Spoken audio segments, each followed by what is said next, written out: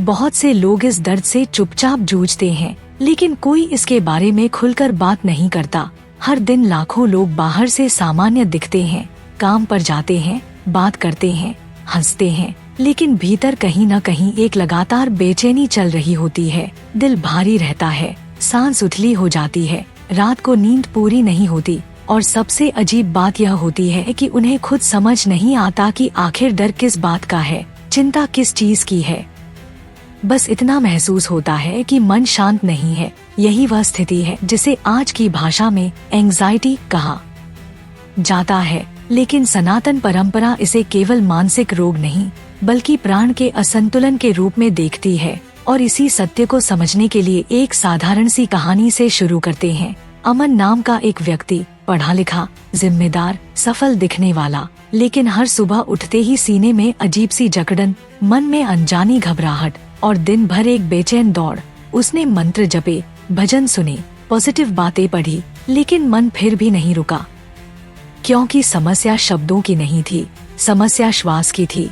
और यही वह गहरा रहस्य है जिसे प्राचीन ऋषियों ने हजारों साल पहले समझ लिया था कि मन को शांत करने के लिए पहले प्राण को स्थिर करना पड़ता है, क्योंकि मन श्वास पर सवार होता है। उपनिषद और योगशास्त्र कहते हैं कि जब श्वास तेज, उथली और असंतुलित हो जाती है, तब मन भी उसी गति से भागने लगता है। और आधुनिक जीवन लगातार स्क्रीन, डर, तुलना, भविष्य की चिंता श्वास को स्वाभाविक रूप से बिगाड़ देता है। इसलिए अमन की समस्या कोई कमजोरी नहीं थी, बल्कि उसका प्राण लगातार लड़ो या भागो की अवस्था में फंसा हुआ था। यहीं से प्रवेश होता है उस प्राचीन अभ्यास का जो बिना मंत्र के भी मन को शांत कर देता है, प्राणायाम। लेकिन कोई जटिल नियम नहीं, कोई कठिन मुद्रा नहीं, बल्कि केवल सचेत श्वास। जब अमन को पहली बार यह समझाया गया कि तुम्हें कुछ सोचने, मानने या दोहराने की जरूरत नहीं, बस बैठकर अपनी सांस को देखना है, नाक से भीतर जाती हवा, पेट का फैलना और फिर धीरे धीरे बाहर जाती सांस, तो उसे यह बहुत साधारण लगा। लेकिन यही सनातन का सबसे बड़ा रहस्य है कि जो सबसे सरल है वही सबसे शक्तिशाली है। जैसे जैसे उसने सांस को लंबा करना शुरू किया, शरीर ने खतरे का संकेत छोड़ना शुरू किया, क्योंकि शास्त्र कहते हैं कि लंबी गहरी श्वास पैरासिम्पैथेटिक नर्वस सिस्टम को सक्रिय करती है, जिसे योग की भाषा में शांत प्राण अवस्था कहा जाता है। और जैसे ही प्राण शांत होता है, मन को भागने का कारण नहीं मिलता। गीता अप्रत्यक्ष रूप से यही सिखाती है कि मन को सीधे जीतने की कोशिश मत करो, पहले इंद्रियों और प्राण को संतुलित करो, क्योंकि मन उन्हीं का प्रतिबिंब है। अमन ने देखा कि जब वह 5-10 मिनट बिना किसी लक्ष्य के केवल सांस को देखता है, तो विचार आते हैं, लेकिन उनमें वह डूबता नहीं। डर उठता है, लेकिन वह उसे निगलता नहीं। और यहीं पर एक गहरी बात समझ में आती है। एंग्जाइटी इसलिए नहीं होती क्योंकि जीवन में समस्या है, बल्कि इसलिए होती है क्योंकि श्वास वर्तमान में नहीं है। प्राणायाम तुम्हें भविष्य से खींचकर वर्तमान में ले आता है, और वर्तमान में डर का कोई अस्तित्व नहीं होता। शास्त्र इसे प्राण प्रतिष्ठा कहते हैं, प्राण को अपने स्थान पर स्थिर करना। और यही वह अवस्था है जहाँ बिना मंत्र, बिना शब्द, बिना प्रयास के शांति उतरने लगती है। अमन की जिंदगी बाहर से तुरंत नहीं बदली, चुनौतियाँ वहीं रहीं, लेकिन भीतर एक जगह बन गई जहाँ वह सुरक्षित महसूस करने लगा, क्योंकि अब उसका मन श्वास के सहारे टिकना सीख चुका था। यही कारण है कि ऋषियों ने कहा था कि ध्यान से पहले प्राण को साधो, क्योंकि अस्थिर श्वास पर स्थिर मन असंभव है। और जब कोई व्यक्ति रोज थोड़ी देर भी इस सचेत श्वास को अपनाता है, तो धीरे धीरे उसकी सहन शक्ति बढ़ती है, डर का प्रभाव घटता है, और वह जीवन को प्रतिक्रिया से नहीं, साक्षी भाव से देखने लगता है। अंततः सनातन यही सिखाता है कि शांति बाहर से नहीं लाई जाती, उसे भीतर के शोर को शांत करके प्रकट किया जाता है। और श्वास वह सेतु है जो शरीर, मन और आत्मा को जोड़ता है। इसलिए अगर आज तुम्हें भी बिना कारण बेचैनी महसूस होती है, तो खुद को दोष मत दो, बस अपनी सांस से दोस्ती करो, क्योंकि वही सबसे प्राचीन, सबसे सुरक्षित और सबसे सच्चा उपाय है। और जब यह समझ धीरे धीरे गहराने लगती है, तब एक और सूक्ष्म सत्य सामने आता है जिसे अक्सर लोग नजरअंदाज कर देते हैं।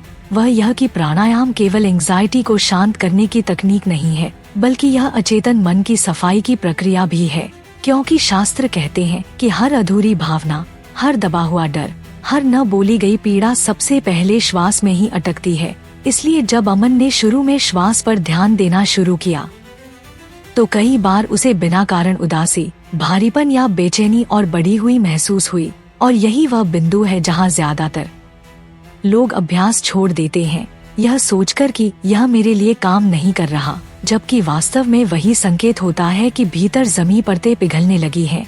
योग दर्शन इसे संस्कारों का उभरना कहता है। जब प्राण शांत होने लगता है तब दबे हुए संस्कार सतह पर आते हैं ताकि मुक्त हो सकें। और यही प्रक्रिया वास्तविक उपचार है, न कि केवल अच्छा महसूस करना। अमन ने धीरे धीरे यह भी सीखा कि श्वास को नियंत्रित करने का अर्थ उसे जबरदस्ती रोकना नहीं, बल्कि उसे देखते हुए स्वाभाविक रूप से लंबा होने देना है।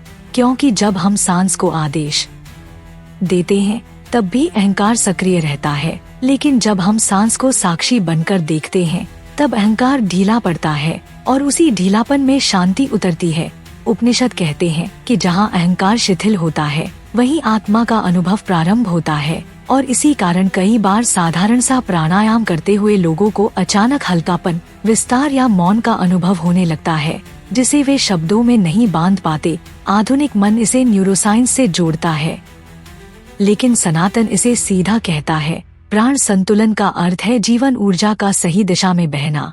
जैसे नदी पर अगर बांध लगा हो तो पानी गंदा और भारी हो जाता है, वैसे ही रुकी हुई श्वास मन को भारी बना देती है। और जैसे ही प्रवाह लौटता है स्पष्टता अपने आप आती है।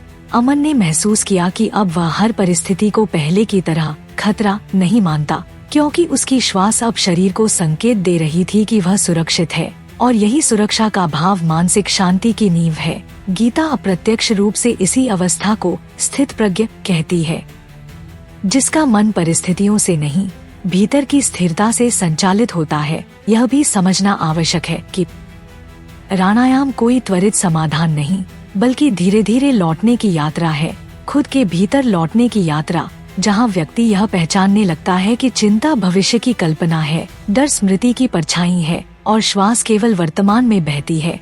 जैसे जैसे यह पहचान गहरी होती है, व्यक्ति अपने मन को दुश्मन नहीं, एक थका हुआ साथी समझने लगता है। और यह करुणा ही सबसे बड़ा उपचार बन जाती है। अंततः सनातन यही सिखाता है कि शांति पाने के लिए कुछ नया जोड़ना नहीं होता, बल्कि जो अस्वाभाविक है उसे हटाना होता है। और सबसे पहली अस्वाभाविक चीज है हमारी टूटी हुई श्वास। जब श्वास फिर से सहज होती है तो मन अपने आप शांत होने लगता है और जीवन, जो पहले बोझ लगता था, अब एक लय में बहता हुआ अनुभव होने लगता है। क्योंकि तब व्यक्ति समझ जाता है कि शांति कोई उपलब्धि नहीं, बल्कि वह अवस्था है जो तब प्रकट होती है जब तुम जीवन से लड़ना छोड़ देते हो और उसे महसूस करना शुरू कर देते हो।